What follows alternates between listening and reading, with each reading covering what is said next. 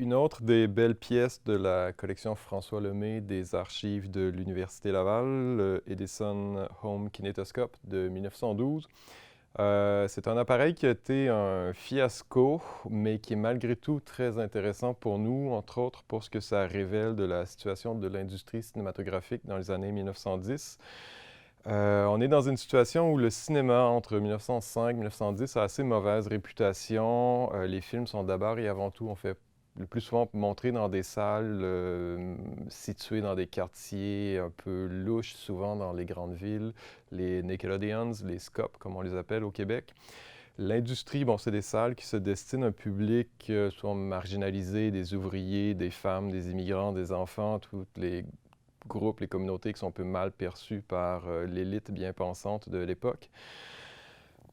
Donc, ce qui se passe au sein de l'industrie vers 1910-1912, c'est qu'on réalise en fait que si on veut faire vraiment de l'argent, c'est la classe moyenne qu'il faut attirer. Puis, ce qui est crucial pour la bourgeoisie de l'époque, pour la classe moyenne, c'est la question de respectabilité.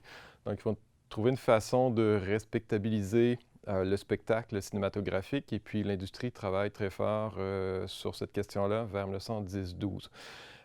C'est les palaces cinématographiques, les premières grandes salles luxueuses dans les grandes villes, mais c'est aussi des premières tentatives par les grands joueurs de l'industrie, Edison aux États-Unis, Pathé en France, de produire un cinéma domestique pour les familles bourgeoises, pour les salons bourgeois, et puis aussi pour les institutions. Donc, un cinéma qu'on va pouvoir mobiliser pour le cinéma éducatif dans un contexte scolaire où on fait dans toute une gamme d'institutions.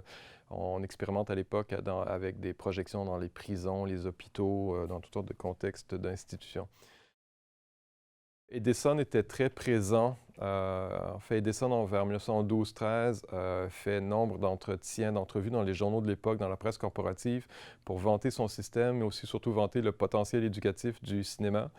Edison va s'assurer que, en fait, va présenter quelque chose qui revient de façon constante à travers l'histoire des médias, comment les médias, entre autres le cinéma, l'image en mouvement, l'audiovisuel, vont pouvoir se substituer aux enseignants, aux professeurs.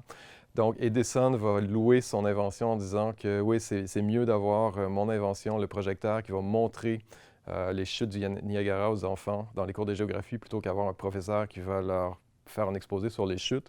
Une image vaut mille mots.